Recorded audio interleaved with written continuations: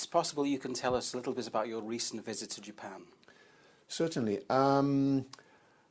What was set up was there was a delegation from the construction side of the British nuclear industry called Constructing Excellence, which is an associate part of the Nuclear Industries Association. And the object of the exercise was to go to Japan to learn from some of their experiences in constructing their reactors. They've got a long experience. They've got 54 operating reactors in Japan, and they have also developed technologies and techniques to enhance the quality and the speed that they build these reactors. So we were visiting some of the key civil engineering companies in Japan to discuss with them how they'd gone about these projects. We were also visiting some reactor sites that were in build. That was at Oma and at Higashidori, which are in the north of Japan. And we also visited the Japan reprocessing plant at Rokasho, where I used to previously work for a while. Oh, right. Good. And when exactly was the visit? Right, we left here on the 4th of March, I think it was. We flew out on the 4th of March, and it was a week-long delegation planned to return on the following Saturday, the 14th. So the question is, where were you when the earthquake and the tsunami hit Japan? We were fortunate in that while 2 days before we were in the north of Japan where the tsunami hit, the whole group was back in the middle of Tokyo on the last day of our trip, planned trip, when it hit. All right, good. What is your view of the Fukushima situation? Right, I think you've got to look at the whole picture of what's happened in Japan. First of all, as far as the earthquake is concerned, all the reactors, including Fukushima, shut down properly, and they were shut down safe for the as a result of the earthquake.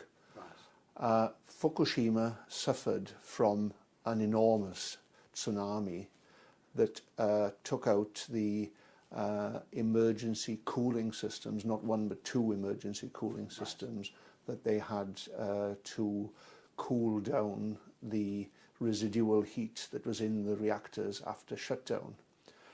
There's also the case in Fukushima. It's a very old design. It's one of the original reactors. Yeah. The design has storage ponds on the top of the reactor, and in the case of one of the reactors, they had very recently extracted the fuel from the reactor and put it in the pond by the side of the reactor to undertake a routine maintenance on the reactor itself. Yeah. So you had two different scenarios when the tsunami hit. You had the shutdown situation for the reactors, for the operating reactors. And when you shut a reactor down, you have at shutdown about 10% of the operating heat in the reactor core, which you need to cool down. Now this progressively cools with time, yep, but at that point you've still got to keep a level of cooling on the reactor. With regard to the fuel in the ponds, you have a similar situation. You have about 5 meters of water over this fuel in the pond, but that also needs to be topped up and recirculated. And this was some of the initial problem, that it looked as if some of the water from the storage pond, which is fairly small, had either leaked out or evaporated off or been spilt, whatever, but certainly it was clear that there was a beam of radiation out of the pond, and the fuel was either not fully covered or possibly exposed, fully exposed. Yeah. And this is possibly the reason why, if you look, when they were trying to dump water from above the reactor, yeah, it was not, the helicopters were not able to go vertically over this pond where they were trying to drop the water in, because there would be a radiation shine, oh, right, yeah, up from the pond. You'd get sky shine from the pond, and similarly for working close around it, some of this is reflected as sky shine in the vicinity. Ah, right. The other thing that's happened is that as you've reached high temperatures, you've had hydrogen generation through breakdown of the water, which has led to a series of hydrogen explosions outside the reactors, which has taken a lot of the cladding off the buildings, which makes it look quite bad. But it really goes back to the situation that the tsunami took out you've got a basic primary cooling of the reactor that's inbuilt in the reactor system when the reactor shut down. That is, the heat coming off the reactor generates steam, which drives a motor, which allows the water to be circulated. Yes. It's all about circulating and cooling. Yeah. The reactor shut down, that system stopped. You then have emergency diesel generators that start up again to circulate the water around these reactors. The tsunami took those generators out. You then have a battery backup system, but that only lasts for a certain time, and that was eventually taken out as well. Now, the ability to bring in external power was limited because of the damage caused by the tsunami. Yes. So you were left with a reactor that didn't have cooling to take a shutdown reactor, and if they'd have managed to keep the cooling on, a safe reactor. Yes. But as it was, you've got into the situation which still isn't clear as to whether there's been a,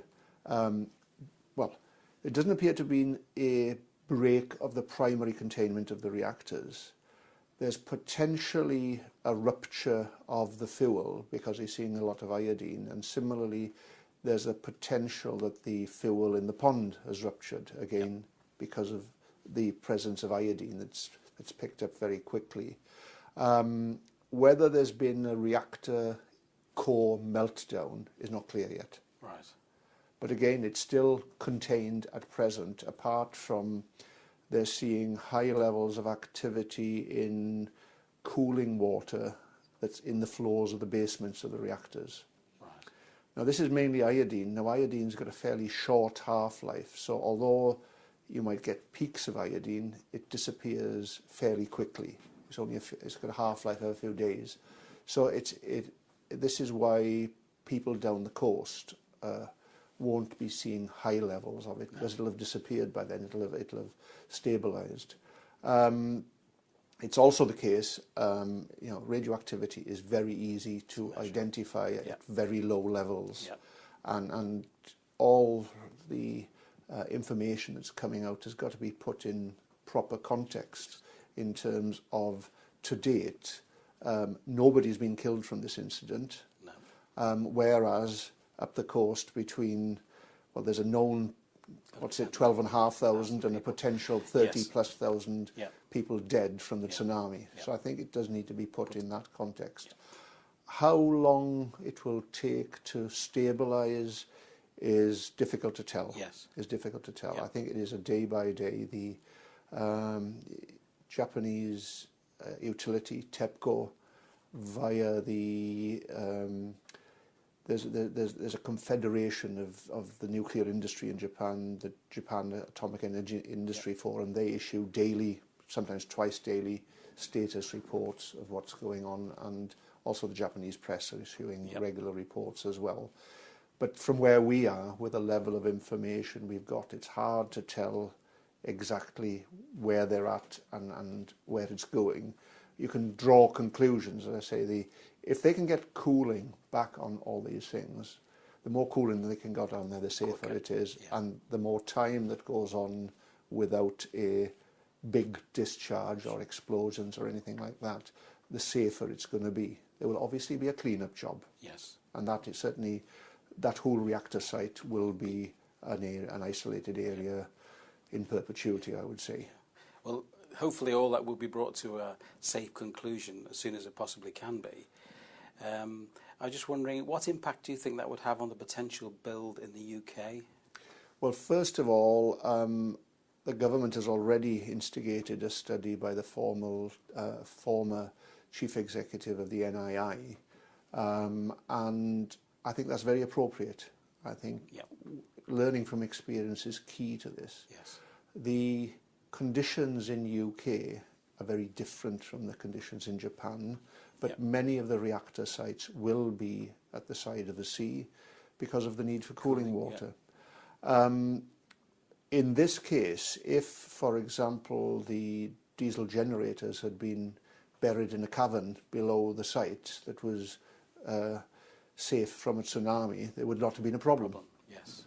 So that sort of thing, or that you were certain that you could get emergency power on fairly quickly, you know, like mobile diesel generators which are available. Yes. There's various options Yeah. that, and you can have this defence in depth, which Yeah. we always do in the nuclear industry, Yes. that you've got several options to cover these things.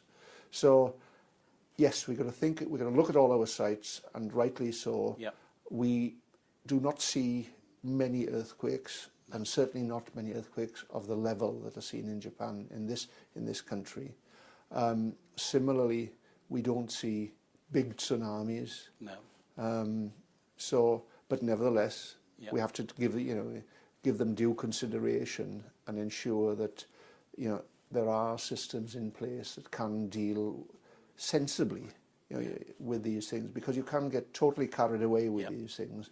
It's like one of the villages there had a tsunami wall that was, 33 feet high. Yeah. But two things happened. One, the whole east coast of Japan dropped by a metre. So it lost a metre there to It begin lost with. a metre in its height. And secondly, the tsunami was 45 feet high. Yes. Yes. Yep. So it's how that earthquake is the biggest Japan's ever experienced for a country that gets, I think, something like 20,000 earthquakes a year. Yeah. And you've got to put it in the overall concept of sensible safety. Yes. We've got to be safe, and, yeah. and that's always got to be a key priority in our industry. Yeah. But we must also not get into panic mode. Yes. In terms of this will happen tomorrow, and we must build situations that can deal with absolutely anything. Yeah. Okay. Could you tell me what it was like to be there when the earthquake hit? Certainly, in terms of, I've lived in Japan for 8 years and suffered many small earthquakes. It's a regular feature of life in Japan. And in this case, I was walking down a street near where I used to live in Tokyo when the earthquake started. Now, you usually know with an earthquake how bad it's going to be by its duration. Right. And most earthquakes in the past that I'd experienced have been a minute most. Right. And you feel it building up. This one lasted 6 minutes. Oh, right.